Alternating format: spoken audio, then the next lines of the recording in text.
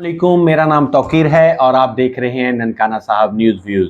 जैसा कि आपको पता है कि कल पोलिंग डे है। ननकाना साहब नेशनल असम्बली के हल्का 118 में कल पोलिंग होने जा रहा है। मैं एक ख़ास खबर आपके साथ लेके हाजिर हुआ हूं। जैसे कि आपने देखा सोशल मीडिया के मुख्तलिफ प्लेटफॉर्म पे, व्हाट्सएप पे, फेसबुक पे या कई और जगहों पे ये बात बताई जा रही है और ये पोस्ट लगाई जा रही है कि जो सरकारी वोट हैं उसमें इस पार्टी ने इतने वोट ले लिए हैं और इस पार्टी ने इतने वोट ले लिए हैं। इसमें कोई सच्चाई नहीं है, ये बिल्कुल र्यूमर हैं, ये अफवाहें हैं और ये लोग अपनी अपनी पार्टी को मुख्तलिफ जगहों पे वोट डाल के कोई जिता रहे हैं और मुखालिफ पार्टी को हरवा रहे हैं। मेरी इलेक्शन कमीशन से खुद बात हुई है, रिटर्निंग ऑफिसर से खुद बात हुई है। उन्होंने कहा है कि हमने इस दफ़ा इस इलेक्शन पे कोई भी सरकारी मुलाजमीन के लिए बैलेट पेपर जारी ही नहीं किया। तो जब बैलेट पेपर ही जारी नहीं हुआ तो वो वोट कैसे कास्ट हो जाएगा।